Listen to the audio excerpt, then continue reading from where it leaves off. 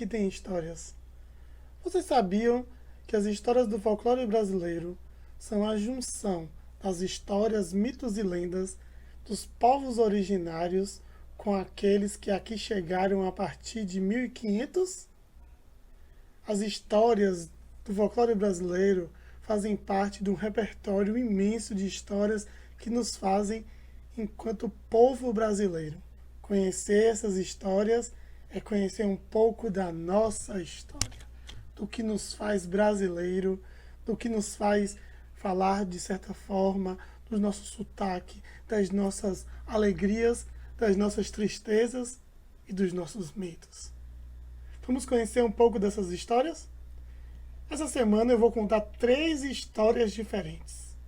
E aí, qual vai ser a mais legal? Vamos lá? Contam lá na região do Rio Amazonas que o Boto era um guerreiro muito bonito que atraía os olhares das mulheres e, por inveja de um deus, foi transformado num peixe, o Boto. De pele acinzentada ou cor de rosa, o Boto é muito conhecido nesta região. Todo mundo já viu um Boto nas águas do Rio Amazonas ou nos seus afluentes. Contam que é um desses botos que sempre ao cair da tarde sai das águas em forma de um homem, vestido de branco, todo elegante, trazendo um chapéu na cabeça para cobrir um buraco que tem bem no meio. Dizem que este homem, que pode ser branco ou negro, adora uma festa e sempre quando vai amanhecendo, volta para a água e se transforma novamente num boto. Dizem que os botos seduzem as mulheres. Dizem que eles são muito bonitos, elegantes e garbosos. Contou a história de uma moça, filha de um homem rico de uma cidade no interior lá do Amazonas, que um dia desapareceu. Todo mundo comentou na cidade, porque todo mundo via a menina passando o bracinho para baixo. A mãe contava para todos que ela tinha viajado para a capital, mas o pessoal desconfiava. Uma dessas moças me contou que ela não tinha ido viajar. Ela tinha se namorado por um boto e desaparecido na beira d'água. Tinha gente que tinha visto. No exato momento em que ela, com os pés na água, viu o boto saindo, pegou na mão e mergulhou profundamente no rio. Ela voltou sã e salva, mas no seu ventre trazia o filho do boto.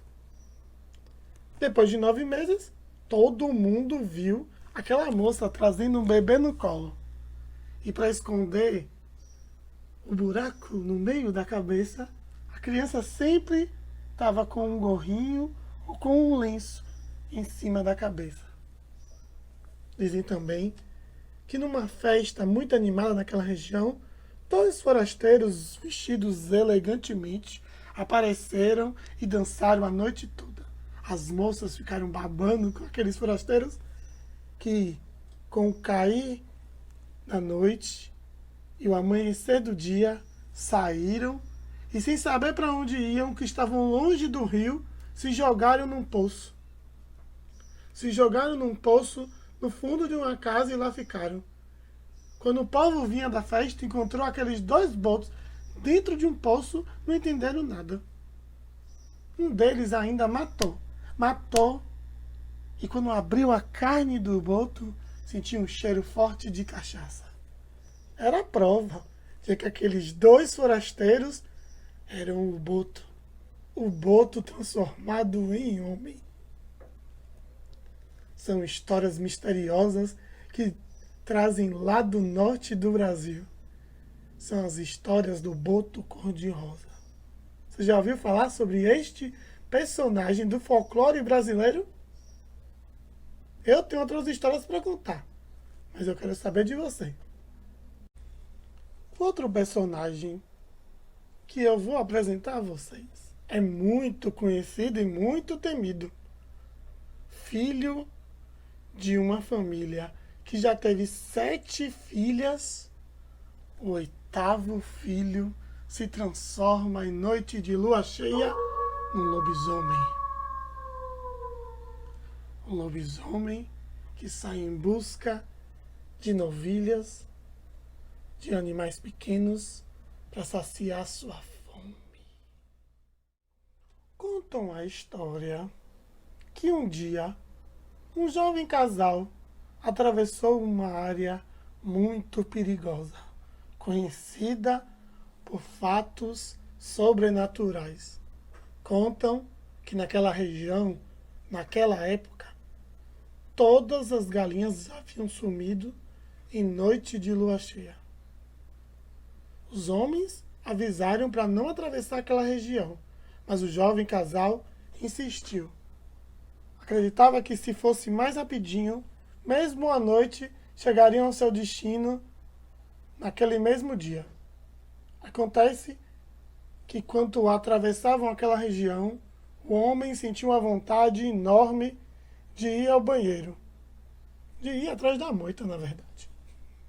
A mulher, então, com o seu bebê no colo, um bebê bem gordinho, enrolado num lençol, aguardou o homem. Mas aí ela ouviu de trás da árvore um barulho muito esquisito. Um barulho muito esquisito.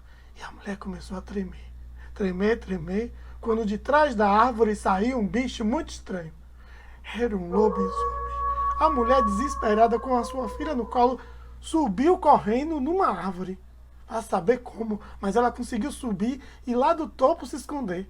Mas o lobisomem foi muito mais rápido. Dizem que o lobisomem pulou, rasgou um pedaço da manta do lençol que a menina estava enrolada e sumiu. Ufa! Dizem que a mulher ficou um bom tempo ainda em cima daquela árvore, lá no topo. E de lá de cima avistou a volta do marido, que meio desconfiado, perguntou à mulher o que tinha acontecido. A mulher, muito amedrontada, disse ao homem que tinha sido atacada por um lobisomem. O homem disse que nada, isso não existe. Foi um cachorro grande, provavelmente. Passado aquela noite, os dois chegaram ao seu destino. Então, naquela tarde, após a viagem, enquanto o homem descansava no colo da mulher, a mulher viu entre os dentes do marido um fiapo naquele lençol. Apavorada, contou ao seu sogro que naquela noite mesmo colocou uma lâmina de prata lá no meio do curral. E quando à meia-noite o homem foi tirar sua roupa das 7 nós, ele machucou sua mão na lâmina que o homem tinha deixado e assim quebrou o encanto do lobisomem. E desde então, nunca mais as galinhas desapareceram naqueles galinheiros. E assim contaram a história deste homem.